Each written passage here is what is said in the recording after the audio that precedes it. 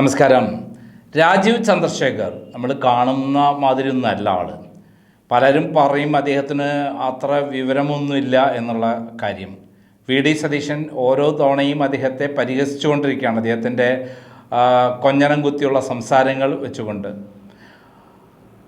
മുണ്ട് മടക്കി കുത്താൻ അറിയാൻ മാത്രമല്ല, വേണമെങ്കിൽ പച്ചത്തെറി പറയാനും അറിയാമെന്ന് ലൂസിഫർ സിനിമയിലെ ഡയലോഗ് പഠിച്ച് അദ്ദേഹം വി.ഡി. സതീശന് മറുപടി കൊടുത്തപ്പോൾ അതൊരു പരിഹാസ കഥാപാത്രമാണ് നമ്മുടെ രാജീവ് ചന്ദ്രശേഖർ എന്നാണ് രാഷ്ട്രീയ രംഗത്തുള്ളവർ വിലയിരുത്തിയത്. എന്നാൽ അങ്ങനെയൊന്നുമല്ല, അദ്ദേഹം ബിസിനസ് രംഗത്ത് രാജാവ് തന്നെയാണ് എന്ന് തെളിയിക്കുന്ന ചില പ്രവർത്തനങ്ങളാണ് അദ്ദേഹം ഇപ്പോൾ നടത്തിയിരിക്കുന്നത്. നമുക്കറിയാം, ഏഷ്യാനെറ്റിൻ്റെ 4 പേർ ആരൊക്കെയാണ്? സിന്ധു സൂര്യകുമാർ, അതേപോലെ പ്രശാന്ത് രഘുവംശം, ടി.ജി. സുരേഷ് കുമാർ, പിന്നെ വിനു വി ജോൺ, 4 പേരടങ്ങിയ സംഘമാണ് ഏഷ്യാനെറ്റിനെ ഇത്രയധികം ഡെവലപ്പ് ചെയ്യുന്നത്.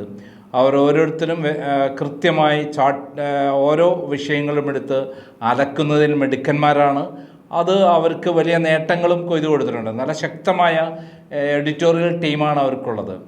എന്നാൽ രാജീവ് ചന്ദ്രശേഖർ ബി.ജെ.പിയുടെ നേതാവായി വന്നിട്ടും ഇവരുടെ ശൈലി മാറ്റുകയോ അല്ലെങ്കിൽ അതിൽ നിന്ന് വ്യതിചലിക്കുകയോ ചെയ്തിട്ടില്ല.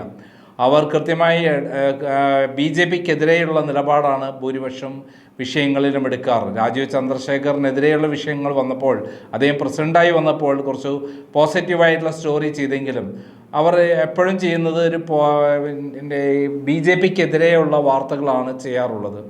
ഇപ്പോഴിതാ ഒരു വെടിക്ക് 2 പക്ഷി എന്ന് പറയുന്ന പോലെ രാജീവ് ചന്ദ്രശേഖർ മറ്റൊരു ബിസിനസ് തന്ത്രം കൂടി പ്രയോഗിക്കുകയാണ്. ഇപ്പോൾ ഏഷ്യാനെറ്റിനേക്കാൾ ഉയർന്ന നിലയിലേക്ക് യുദ്ധവാർത്തകൾ ചെയ്തുകൊണ്ട് മുന്നേറി വന്ന റിപ്പോർട്ടർ ചാനലിനെ ഒന്ന് അടിച്ചു വീഴ്ത്തുക എന്നുള്ളതാണ് അദ്ദേഹം പ്രധാനമായി ഉദ്ദേശിക്കുന്നത്. അതിനുവേണ്ടി അദ്ദേഹം കണ്ടെത്തിയിട്ടുള്ളത് ഉണ്ണി ബാലകൃഷ്ണനെയാണ്.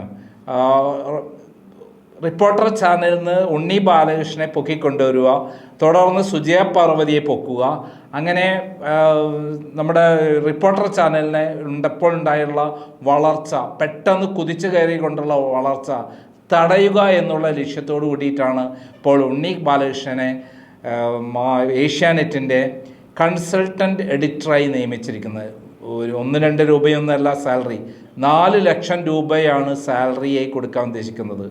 റിപ്പോർട്ടർ ചാനലിൻ്റെ ആരൊക്കെ എന്തൊക്കെ പറഞ്ഞാലും അരുണാണ് എൻ്റെ പ്രധാനപ്പെട്ട ആളെങ്കിലും, പക്ഷെ അതിനെ ഇടതുപക്ഷവുമായിട്ടും കോൺഗ്രസുമായിട്ടും യോജിപ്പിക്കുന്ന ശക്തി ബി.ജെ.പിക്കെതിരെ ആഞ്ഞടിച്ചുകൊണ്ട് കൃത്യമായി ഡാറ്റാസ് വെച്ചുകൊണ്ട് കൃത്യമായി എഡിറ്റേഴ്സ് സ്റ്റോക്കിലെല്ലാം തന്നെ കാര്യങ്ങൾ അവതരിപ്പിക്കുന്നതും അതിനെ നയിക്കുന്നതും ഉണ്ണി ബാലകൃഷ്ണനാണ്.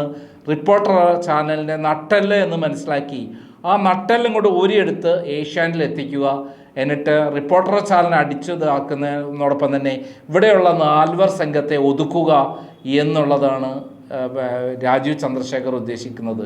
4 സംഘം തൻ്റെ കൺട്രോളിലല്ലാന്നും എന്തു പറഞ്ഞാലും അതിനെതിരെയുള്ള നടപടികളാണ്, ബി.ജെ.പിക്കെതിരെയുള്ള കാര്യങ്ങളാണ് ചെയ്യുന്നതെന്നും, കുംഭമേള വന്നപ്പോൾ സിന്ധു സൂര്യകുമാർ പറഞ്ഞ കാര്യങ്ങളെല്ലാം ബി.ജെ.പിക്കെതിരായിരുന്നു, അത് വലിയ ദോഷം ചെയ്തു എന്നും രാജീവ് ചന്ദ്രശേഖരന് മൊത്തത്തിൽ ഡൽഹിയിൽ ചീത്തപ്പേരുണ്ടാക്കിയെന്നുള്ള വിലയിരുത്തലാണ് രാജീവ് ചന്ദ്രശേഖരനുള്ളത്. ഏഷ്യാനെറ്റിൻ്റെ ഈ 4 സംഘത്തെ തടയുക, അവരെ നിയന്ത്രിക്കുക എന്നുള്ള ലക്ഷ്യത്തോടു കൂടിയിട്ടാണ് ഇപ്പോൾ ഉണ്ണി ബാലകൃഷ്ണനെ കൺസൾട്ടൻ്റ് എഡിറ്റർ എന്നുള്ള പോസ്റ്റിലേക്ക് ഇവരെ 4 പേരെയും നിയന്ത്രിക്കാനുള്ള ഒരാളായി ഇപ്പോൾ കൊണ്ടുവന്നിരിക്കുന്നത്. ശരിയെ കോൺഗ്രസിന് അനുകൂലമായ നിലപാടെടുക്കുന്ന ഒരാളാണ് ഈ ഉണ്ണി ബാലകൃഷ്ണനെങ്കിലും ബി.ജെ.പിക്ക് അനുകൂലമാക്കി മാറ്റി കൊണ്ടുവരിക ഏഷ്യാനെറ്റിനെ, ഇവരെ 4 പേരെയും നിയന്ത്രിക്കാൻ കപ്പാസിറ്റി ഉള്ള ഒരാളായി വളർത്തുക എന്നുള്ളതാണ് ഈ ഉദ്ദേശിക്കുന്നത്. ഇത് പ്രാവർത്തികമാകുമോ എന്നൊന്നും നമുക്കറിയില്ല. കാരണം വിനു വി ജോൺ തൻ്റേതായ ശൈലിയിലല്ലാതെ മുന്നോട്ട് പോവുകയില്ല. എന്ത് തെറ്റ് ചെയ്താലും തുറന്ന് അടിച്ചുകൊണ്ട് പറയാൻ കഴിവുള്ള ഒരാളാണ് വിനു വി ജോൺ. അതേപോലെ സിന്ധു സൂര്യകുമാർ വളരെ ഇടതുപക്ഷ ചായ്വുള്ള ഒരാൾ തന്നെയാണ്. കൃത്യമായി സമൂഹത്തിലെ അഴിമതിക്കെതിരെയും അനീതിക്കെതിരെയും അതേപോലെ ആചാരങ്ങൾക്കെതിരെയും ഒക്കെ പച്ചയായി പറയുന്ന ഒരാൾ. അവരുടെ കവർ സ്റ്റോറി എടുത്തു നോക്കിക്കഴിഞ്ഞാൽ അറിയാം അവരെന്താണെന്നുള്ളത്. ഇതേപോലെ ടി.ജി. സുരേഷ് എന്ന് പറയുന്നത് വളരെ കാര്യക്ഷമതയോടുകൂടി കാര്യങ്ങൾ അവതരിപ്പിക്കുന്ന ഒരാളാണ്. ഇതേപോലെ പ്രശാന്ത് രഘുവംശമാണെങ്കിൽ ഡൽഹിയിൽ നിന്നുള്ള വേൾഡ് ന്യൂസ് അടക്കം ഡൽഹിയിൽ നിന്നുള്ള അന്താരാഷ്ട്ര നാഷണൽ ന്യൂസുകളിൽ മുൻപന്തിയിൽ നിൽക്കുന്ന ഒരാളാണ്. അപ്പോൾ ഡൽഹി ന്യൂസ് അവതരിപ്പിക്കുന്നതിൽ മിടുക്കനാണ്. ഇങ്ങനെയുള്ള ഈ സംഘത്തെ തൻ്റെ കൺട്രോളാക്കി കൊണ്ടുവരാൻ ഇതുവരെ കഴിഞ്ഞില്ല രാജീവ് ചന്ദ്രശേഖരന്. ഷെയർ എടുത്ത് ഈ ഏഷ്യാനെറ്റ് കൈക്കലാക്കുമ്പോൾ അദ്ദേഹം ഉദ്ദേശിച്ചത് തൻ്റെ താല്പര്യങ്ങൾക്കനുസരിച്ച് മാറ്റുക എന്നുള്ളതാണ്.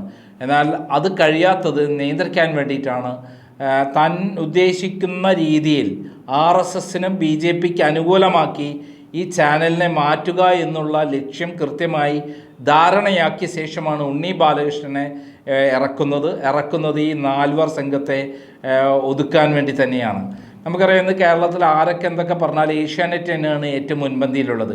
ഏഷ്യാനെറ്റിന് കീഴിലെ മറ്റു ചാനലുകൾ വരികയുള്ളൂ. 24-ഉം റിപ്പോർട്ടർ ചാനലും ഇടയ്ക്കിടയ്ക്ക് കയറും താഴേക്ക് ഇറങ്ങും. മനോരമയും മാതൃഭൂമിയുമാണ്, അല്ലെങ്കിൽ ന്യൂസ് 18-നുമാണ്, മീഡിയ 1-നും കൂടിയാണ് പ്രധാനപ്പെട്ട മറ്റു ചാനലുകൾ. കൈരളി ചാനലും ജയഹിന്ദ് ചാനലൊക്കെ തന്നെ ഒരു ലിമിറ്റിലപ്പുറത്തേക്ക് കടന്ന് എന്തെങ്കിലും ചെയ്യില്ല. അവർക്ക് രാഷ്ട്രീയ ചാനലുകളാണ്. ജനവും അതുപോലെ തന്നെ. അപ്പോൾ ഈ ചാനലുകളൊക്കെ മറികടന്നുകൊണ്ട് ഏഷ്യാനെറ്റിന് നമ്പർ 1 ആക്കുകയും നമ്പർ 1 ആക്കുമ്പോൾ തന്നെ അതൊരു BJP ചായ്വാക്കി മാറ്റുക എന്നുള്ളതാണ് രാജീവ് ചന്ദ്രശേഖർ ഉദ്ദേശിക്കുന്നത്. അതോടൊപ്പം തന്നെ റിപ്പോർട്ടർ ചാനലിനെ പൂട്ടിക്കെട്ടുക എന്നുള്ള ഉദ്ദേശവും അദ്ദേഹം കൃത്യമായി പ്ലാൻ ചെയ്യുകയാണ്. അതുകൊണ്ടാണ് ഉണ്ണി ബാലകൃഷ്ണനെ റിപ്പോർട്ടർ ചാനലിൽ നിന്ന് വലിച്ചുകൊണ്ട് കൃത്യമായ ടാർഗറ്റോട് കൂടിയിട്ട് ഇവിടെ സ്ഥാപിക്കാൻ ഉദ്ദേശിക്കുന്നു. ഉണ്ണി ബാലകൃഷ്ണൻ കൺസൾട്ടൻ്റ് എഡിറ്ററായിട്ട് വരുമ്പോൾ തീർച്ചയായും അത് മറ്റുള്ളവരെ നിയന്ത്രിക്കാൻ കഴിയും. താൻ ഉദ്ദേശിക്കുന്ന കൃത്യമായി ഡെയിലി പ്ലാൻ ചെയ്ത് കൊടുക്കുന്ന പ്രകാരം അവിടെയുള്ള ചർച്ചകൾ പോകും, പ്ലാനുകൾ അനുസരിച്ച് പോകും. അങ്ങനെ BJPക്ക് കേരളത്തിൽ അടിവേര് ഉയർത്തിക്കൊണ്ടുവന്ന് ഭരണം പിടിച്ചെടുക്കുക എന്നുള്ള തന്ത്രമാണ്. അതോടൊപ്പം തന്നെ BJPയിലെ വഴങ്ങാത്ത ആൾക്കാരെ ശരിക്കും തകർക്കുക എന്നുള്ള ലക്ഷ്യം കൂടിയാണ് ഇതിൽ കൂടി ഉദ്ദേശിക്കുന്നത് എന്നാണ് പുറത്ത് കേൾക്കുന്ന കാര്യങ്ങൾ. എന്തായാലും ഉണ്ണി ബാലകൃഷ്ണൻ ഏഷ്യാനെറ്റിന് ഒരു അസറ്റ് തന്നെയാണ്. അദ്ദേഹം തൻ്റെ രീതികൾ മാറി ഒരു BJP ലൈനിലേക്ക് മാറുമോ എന്ന് നമ്മൾ കണ്ടറിയേണ്ടതാണ്. എന്തായാലും കാത്തിരുന്ന് കാണാം. മുമ്പ് മാതൃഭൂമി ചാനലിലെ പ്രധാനപ്പെട്ട ശക്തിയായിരുന്നു ഉണ്ണി ബാലകൃഷ്ണൻ. അവിടുന്ന് ഉണ്ണി ബാലകൃഷ്ണനും വേണുഗോപാലും അവിടെ നിന്ന് പുറത്തു പോകേണ്ടി വന്നു. പിന്നീട് അവർ വന്നത് റിപ്പോർട്ടർ ചാനലിലാണ്. പക്ഷെ അവിടെ നിന്നും പോകുമ്പോൾ ഉണ്ണി ബാലകൃഷ്ണൻ ഒരു ശക്തനായ, മറ്റുള്ള ചാനലുകളെയെല്ലാം മറികടക്കുന്ന ശക്തനായ ഒരു ചാനൽ മേധാവി എന്നുള്ള രൂപത്തിൽ തന്നെ മേധാവിക്ക് തുല്യമായിട്ടുള്ള ഒരാളായിട്ടാണ് വരുന്നത് എന്നുള്ളതാണ് സത്യം. നമുക്ക് കാത്തിരിക്കാം എന്തൊക്കെ മാറ്റങ്ങളാണ് ഏഷ്യാനെറ്റിൽ ഉണ്ടാകാൻ പോകുന്നതൊക്കെ നമുക്ക് കാത്തിരുന്ന് കാണേണ്ടതാണ്. നന്ദി, നമസ്കാരം.